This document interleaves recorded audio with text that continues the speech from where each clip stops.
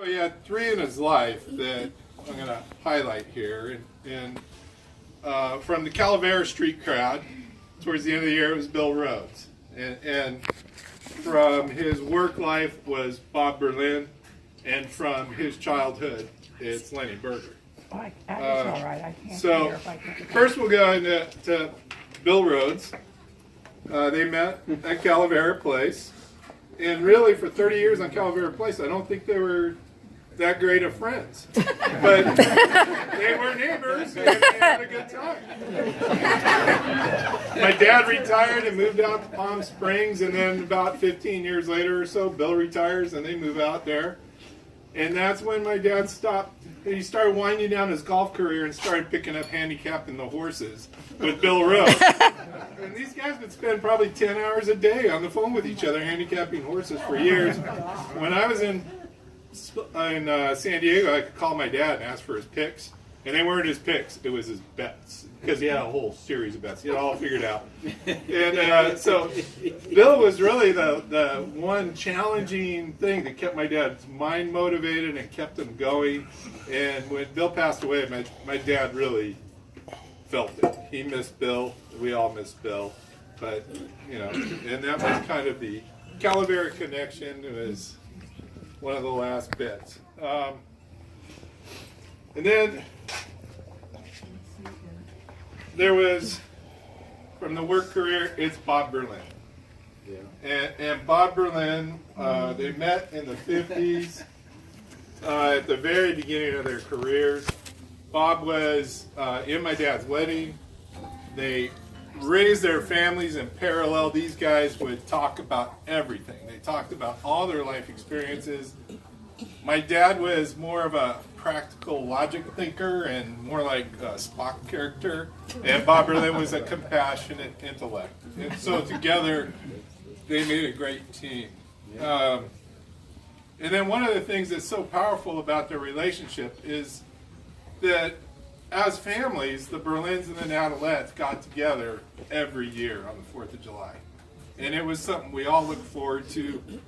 And we loved getting together with the Berlins. It was just something they would do. My dad... Well, it turns out that was Mr. Berlin's birthday. Yeah, Yeah. But still, it was the kind of thing my dad would wake up at 4 a.m. to go meet Bob Berlin down in San Clemente to stake out the spot. Yeah. So that the rest Huntington of us Beach. could show up and enjoy a 4th of July together. It was great stuff. When Bob died a few years ago, my dad very much missed him. The families all missed him. And then... going way back, we go to Lenny Berger. Yeah. Yes. Which is, man, Richard Berger's here. Yeah. Thank you for being here, Richard. Yeah. Wherever you are. My dad grew up in New York, when everything in New York, it was baseball. They had the Giants, they had the Dodgers, they had the Yankees. Yeah. And They didn't have the Mets yet. no, there was no Mets. They didn't have to replace teams yet. But like the Dodgers and the Giants, my dad moved out in the 50s. He moved out here to, well, first of all, let me just say, Lenny was my dad's buddy. It's the kind of relationship that was like a movie or a book. My dad was the pitcher, Lenny was the catcher. They totally trusted each other. They loved being around each other and doing things together, and it was just a great pitch. The kind of thing you would think a pitcher and a catcher should be, But then they had things that got in the way of them having a relationship. One was, first, it was World War II. They got out of high school, they had to join the service.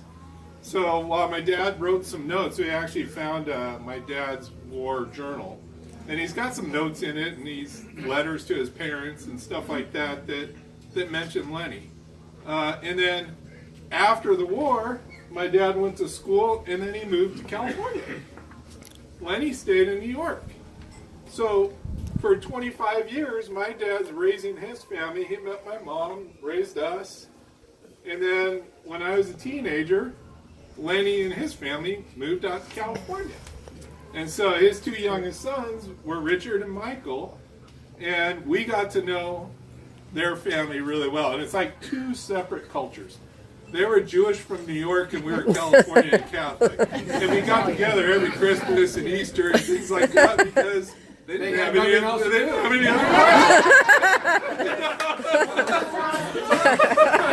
It's true. It's true. But you can hear it in his voice. I love the mother's voice. It's just the perfect Lila. everything you hear Lila. in a movie voice was Lila. I mean, it was great. So, Lenny died very young. I mean, he died when he was 56.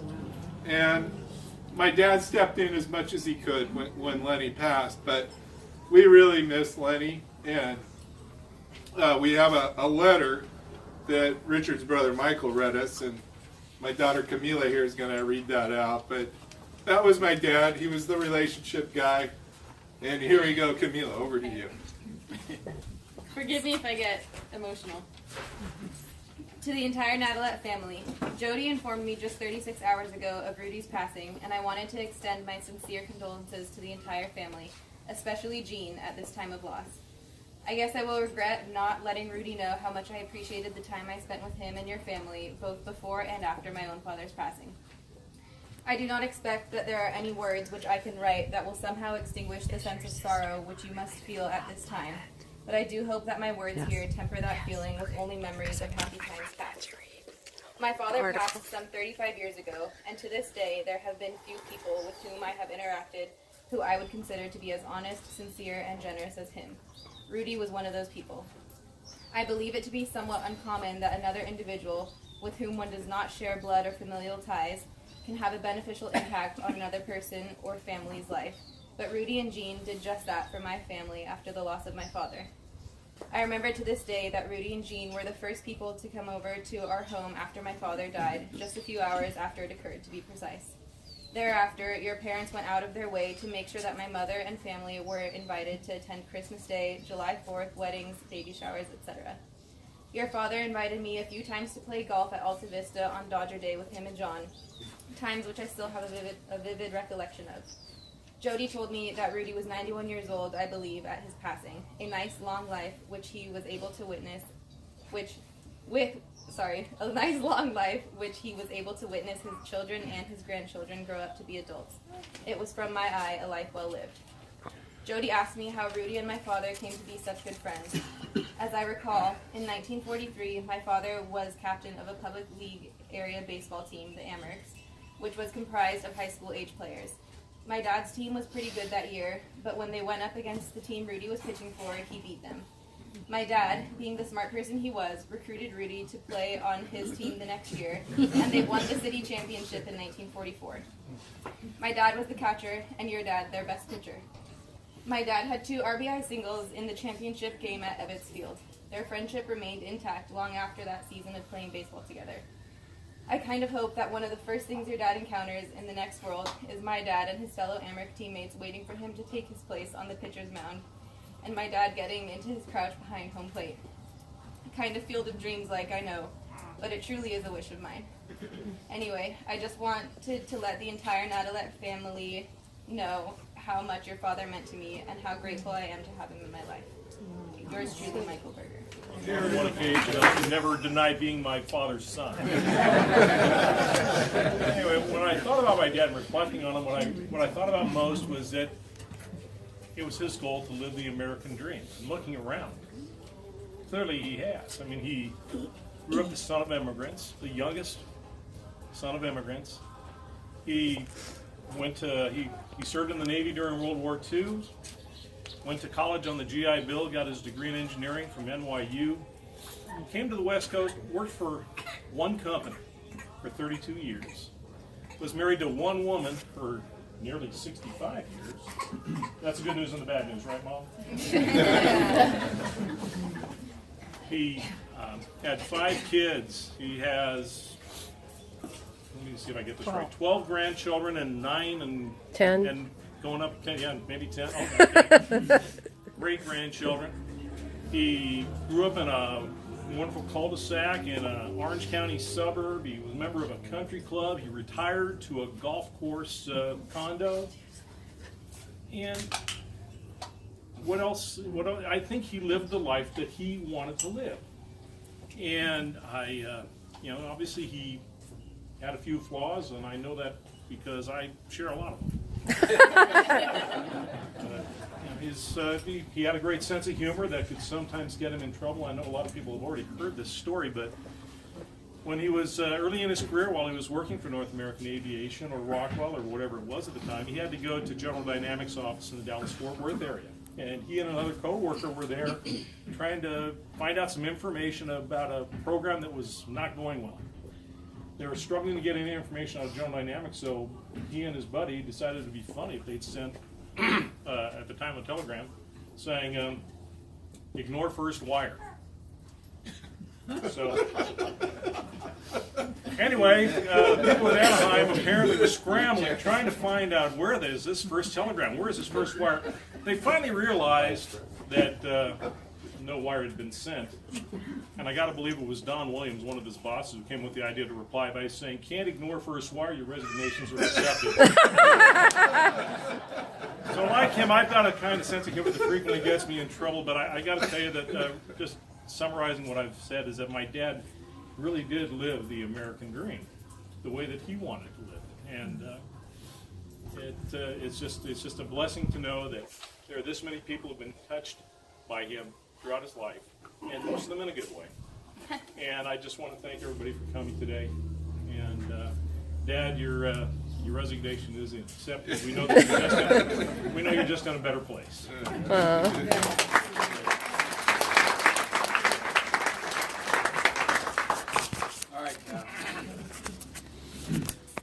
Hi, I'm Kathleen. I am involved in the daughter and grandchild.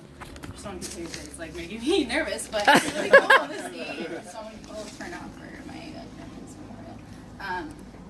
So when I think about Grandpa, I just remember like how happy I was being around him. He was so easy to talk to and like never ran out of things to talk about.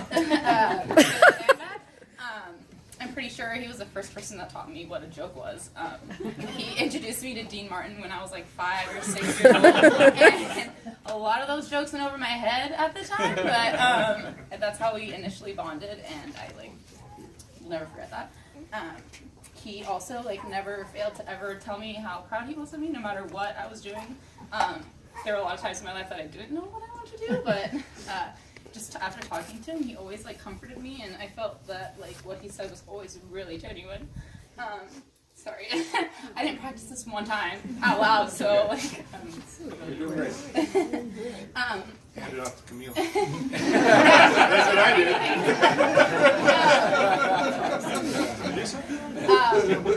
But as we all know, Grandpa knew how to tell a story, and he always had a story to tell, countless. After college, I moved home for a year, and on Wednesdays, I would go over and have dinner with my grandparents. And my grandma would give us wine, and we would just spend the whole 3+ hours listening to Grandpa tell stories. And I'm really glad that I did that.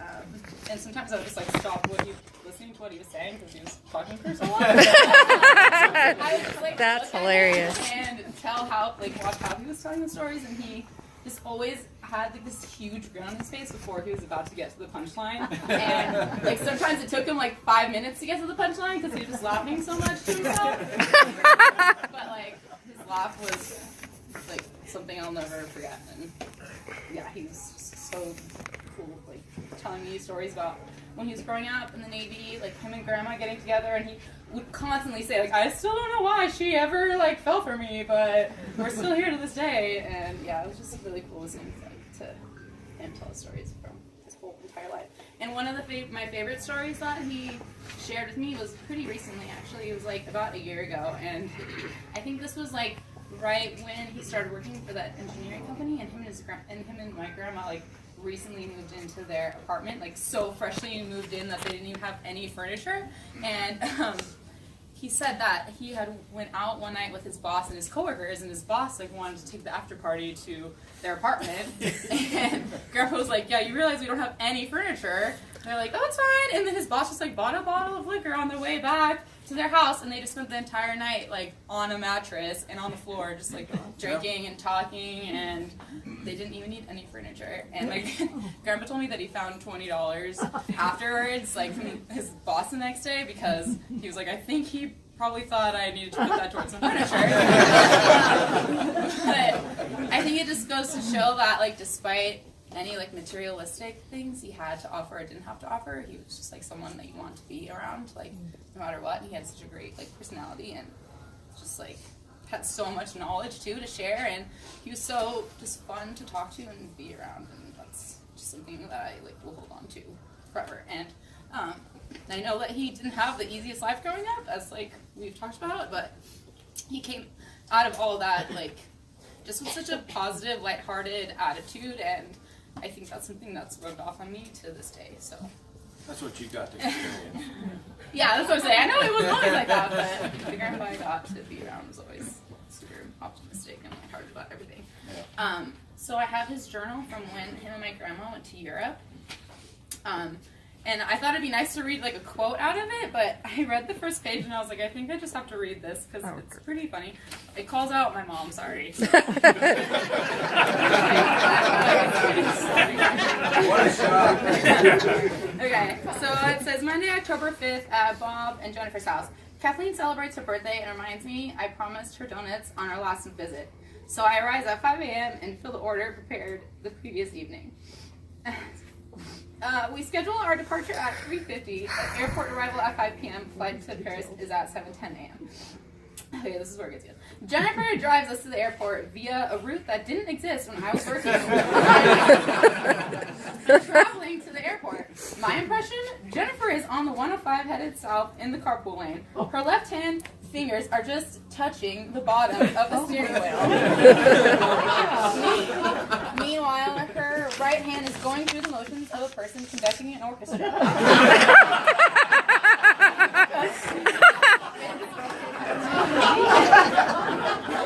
That is hilarious. It's difficult to believe the car can go straight and maintain its direction under these conditions. I decide not to look at the speedometer. I think of how fortunate we are she doesn't make eye contact with us as she